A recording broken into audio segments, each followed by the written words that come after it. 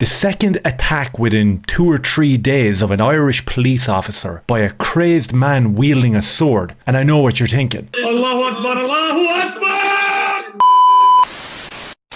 Garda hospitalised after being assaulted whilst arresting a man brandishing a sword in Dublin. The suspect remains in Garda custody and is due to appear in court on Monday morning. It is understood that the man, who is originally from an Eastern European country, has been residing in Ireland for some time, and the Gardaí do have mental health concerns regarding this incident. 2 terrorist attacks in 1 week perpetrated by foreign nationals. You wouldn't know that it was that type of attack because, of course, you know, the audio from the attacks are usually redacted by the mainstream media to simmer tensions and to make sure that the far-right fascists don't get out of control and start spreading misinformation. Unfortunately, the audio is there.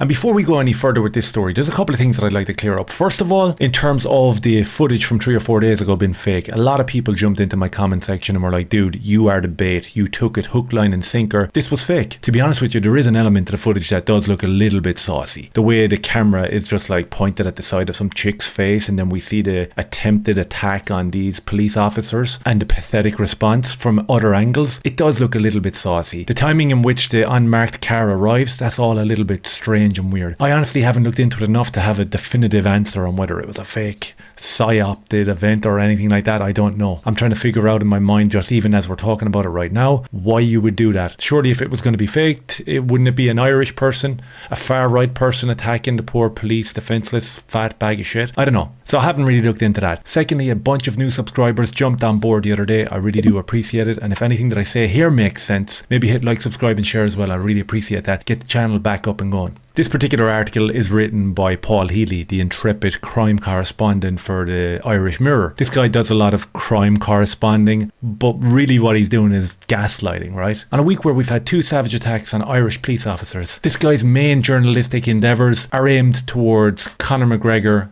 and a civil case. And I know what you're thinking. Of course, that's not a criminal case. I'm not sure whether he knows the difference, because as you can see, this is tomorrow's front page, talking out through your arse, making a nice little play on words there in terms of Conor McGregor becoming the president or wanting to become the president. And he's continuing to put out pieces like this. Just did this piece debunking some of Conor McGregor's misleading statements today. Okay, we get it. He's bolstering the story of this fat bitch who has been caught lying on 2 occasions now in front of a jury. Before people start clutching their fucking pearls, this girl literally put a court case against James Lawrence, accusing him of a disgusting assault, and it was proven that she was lying and that he was innocent. They're just facts.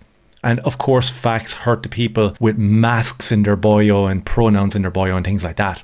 These are just facts. This guy is doing a deep dive through Conor McGregor's rants on Twitter, and he is the intrepid crime correspondent. He doesn't talk with any depth on the Irish police being attacked by Pakistani lads wielding knives and swords and Eastern Europeans that just aren't acclimating, shouldn't be here. That's not part of the correspondence from Mr. Healy here. He wants to debunk Conor and have a little play on words on the front page. Pathetic. Absolutely pathetic. And again, it's all part of the gaslighting routine, isn't it? That's what we've seen in the last week or so. And I mean, it is tiresome, but it's totally understandable. And once you see it, you can't go back, right? Like Conor McGregor in this civil case, like, we get it.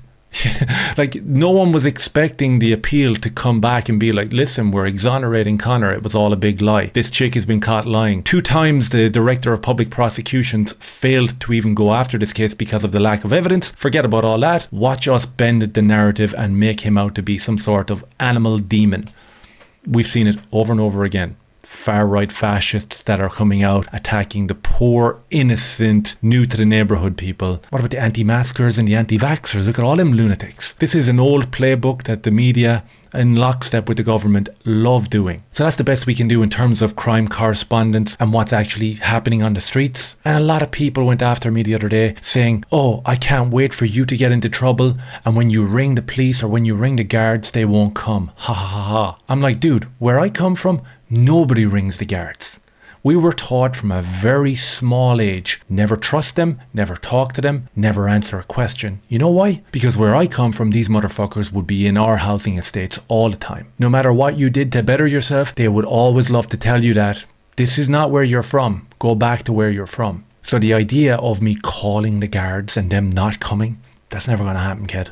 I can't believe you were so harsh on the guards here the other day. It was absolutely disgraceful and disgusting. Have you looked at the headlines, or are you just watching RTE News? Senior Garda on rape charges. High-ranking officer appears in court accused of 3 separate sex attacks on women as he is suspended from the force. Nearly 60 sexual misconduct complaints against Gardaí since 2022. 80 investigations ongoing. Commissioner loses appeal over sanction of Garda who engaged in a sexual act with vulnerable women in the station. Anti-corruption probe. 2 Gardaí suspended and charged with corruption offences after alleged dodgy drug search. 4 Gardaí arrested and suspended during criminal investigations. Investigations into the centre of a drug gang alleged to leak information. Claims of excessive Garda use of force. Hundreds of allegations each year with few ending in charges. Surprise, surprise. Female Garda members targeted by colleagues in offensive WhatsApp groups. Cool. Over 1,300 inquiries into alleged Garda misconduct launched last year. And that is just literally the tip of the iceberg in terms of the Garda, our beloved police force. You stick all them allegations right in under one umbrella.